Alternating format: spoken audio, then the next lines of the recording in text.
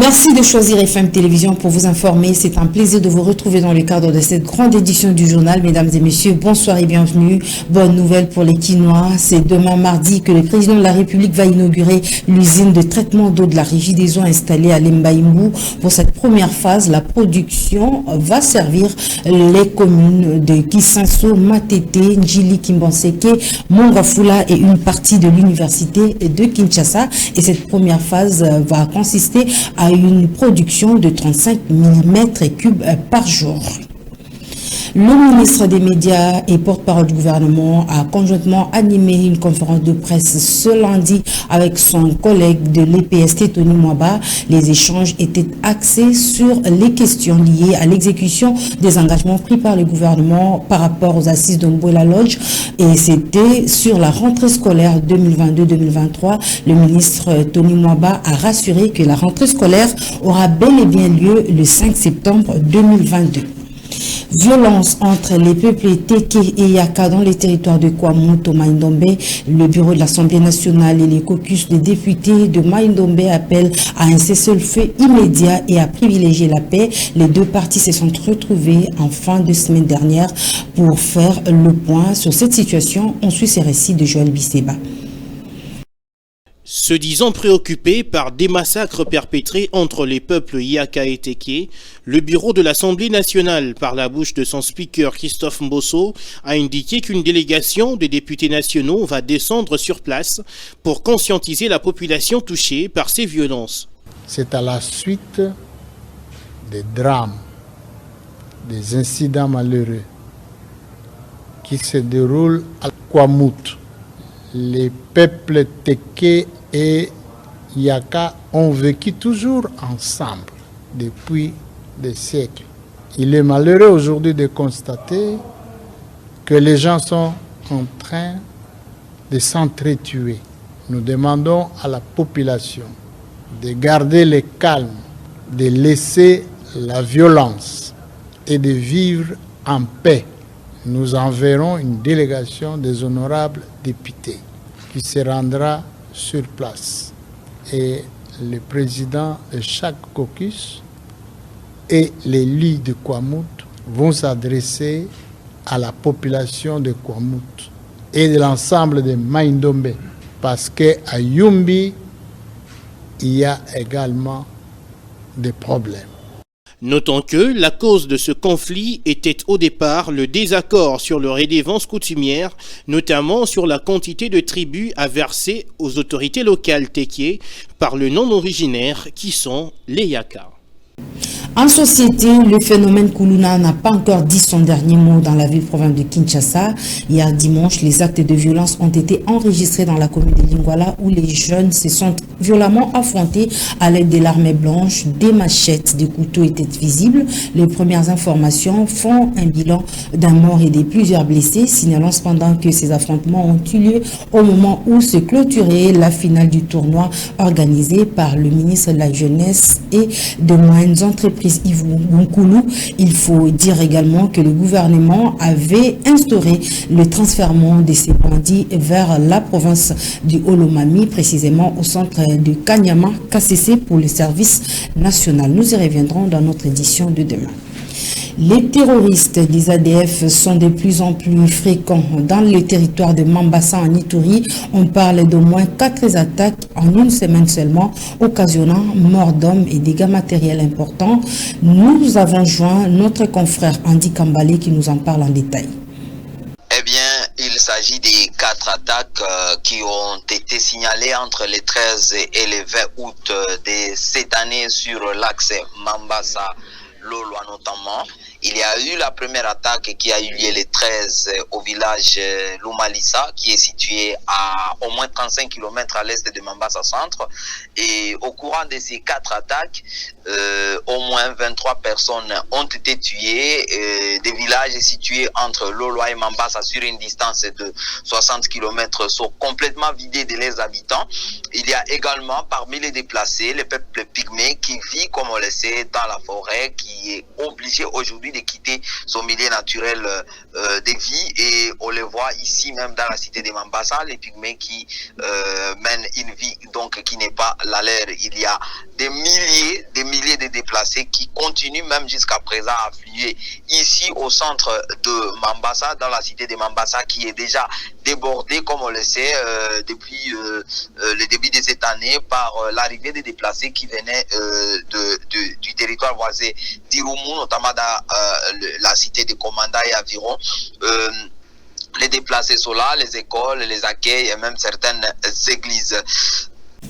Mais Andy Kambale, nous apprenons que les autorités provinciales sont mobilisées pour restaurer la paix.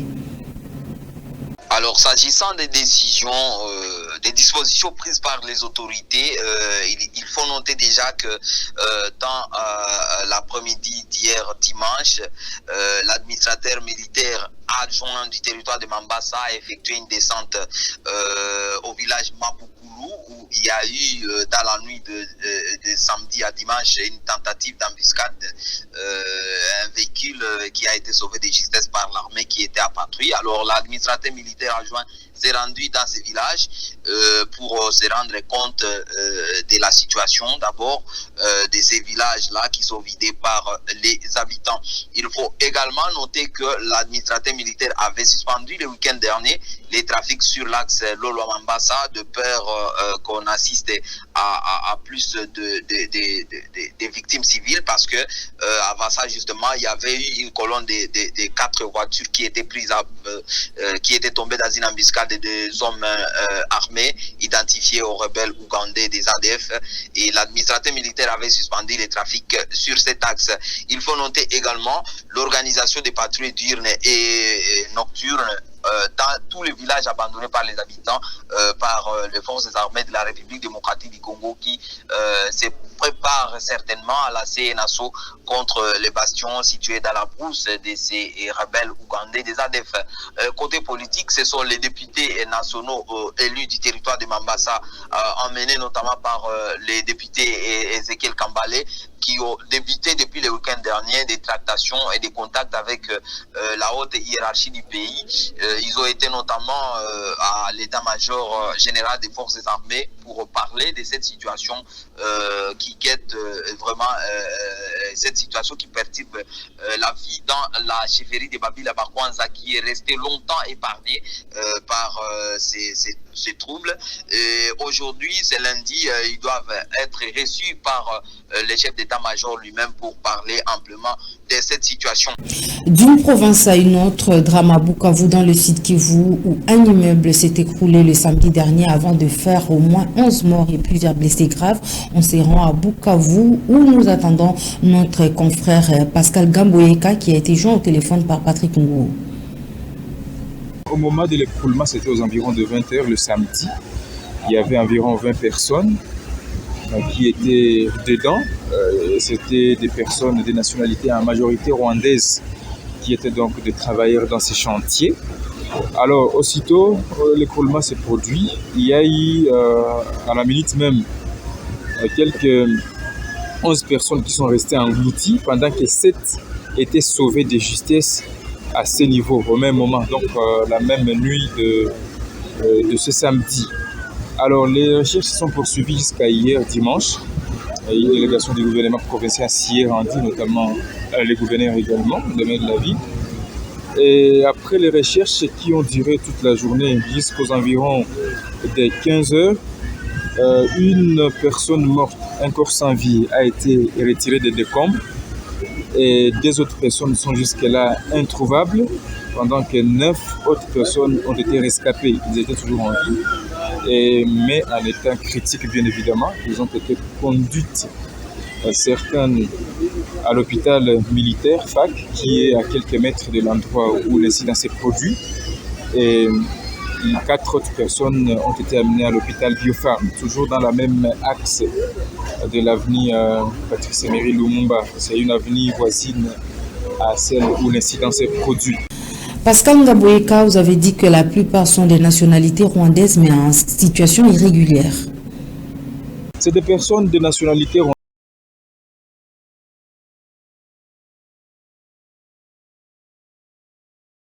rwandaise à majorité, parce que encore donc leur identification qui a été faite certaines ont dit ces personnes travaillaient dans ces chantiers, mais elles étaient arrivées à Bukavu. Il y a ceux qui n'ont même pas de papier.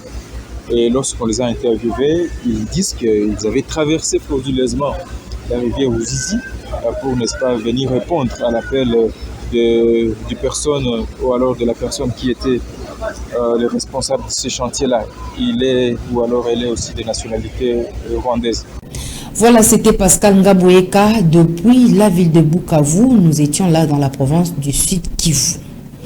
Ebola est de nouveau sur les lèvres des Congolais. On en parle dans la ville de Beni, au Nord Kivu, où les autorités enquêtent sur un nouveau cas, comme l'a annoncé le bureau régional pour l'Afrique de l'OMS le samedi 20 août, suite au décès d'une femme. Suivez Joël Bisseba qui nous en parle en détail. Faisant suite au communiqué de l'Organisation mondiale de la santé, cette femme suspecte avait reçu des soins à l'hôpital de Beni, initialement pour d'autres infections, mais a ensuite présenté des symptômes compatibles avec la maladie à virus Ebola, a indiqué l'OMS.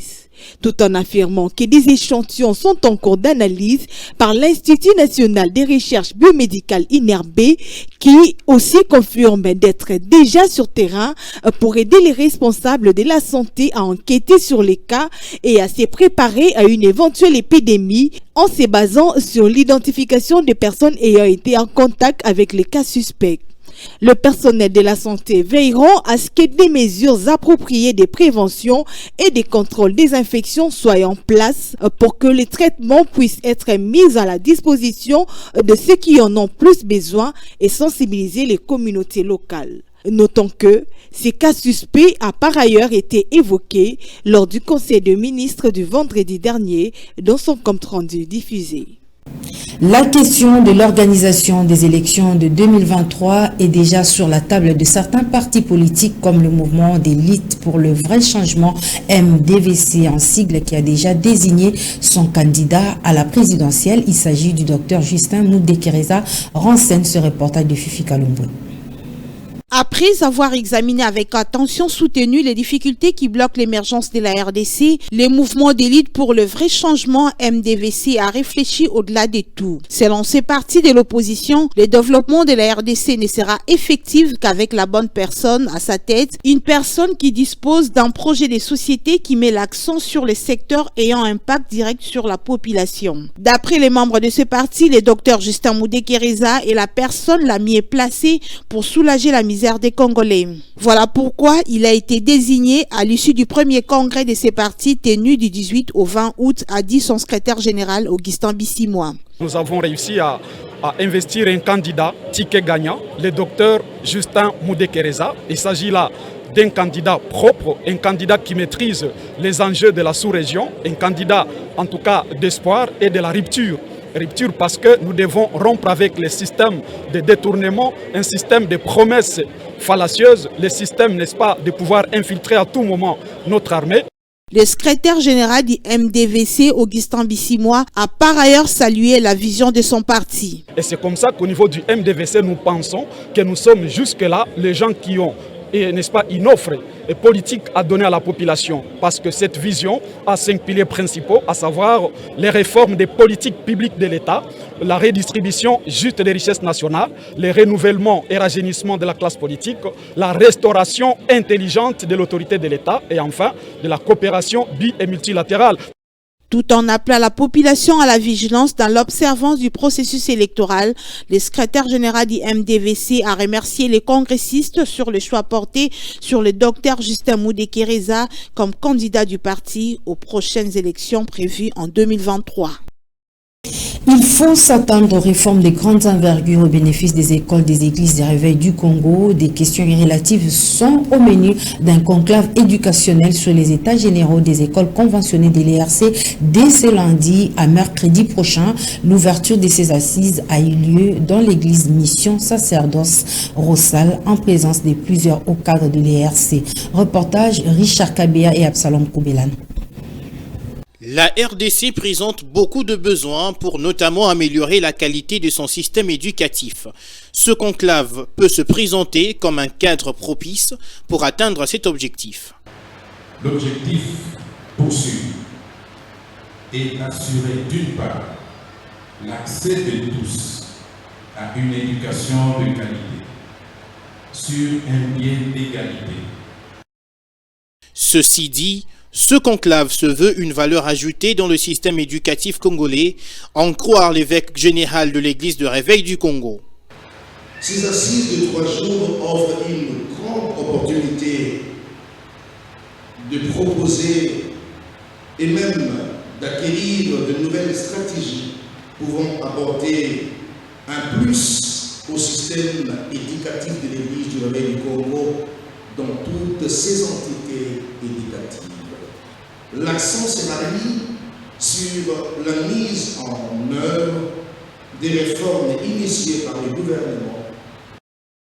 Le cours de religion, selon l'Église de Réveil du Congo, voilà une autre réforme attendue après ces 3 jours de travaux. Le cours de religion s'est donné d'une manière disparate. Mais maintenant, à partir de ce conclave, il y aura une résolution, puisque ça a été décidé en Assemblée générale. Maintenant, nous sommes dans des assises sectorielles. L'Église du Réveil du Congo a décidé que le cours de religion soit d'application. Décidément, cette initiative se range dans la vision du gouvernement congolais pour l'amélioration du système éducatif de la RDC. Vous le savez, tous les motocyclistes sont désormais contraints de porter un casque et de se munir d'une plaque d'immatriculation ainsi que d'autres documents. Mais curieusement, on voit de plus en plus les Wewa, comme on les appelle, avec ces outils de travail.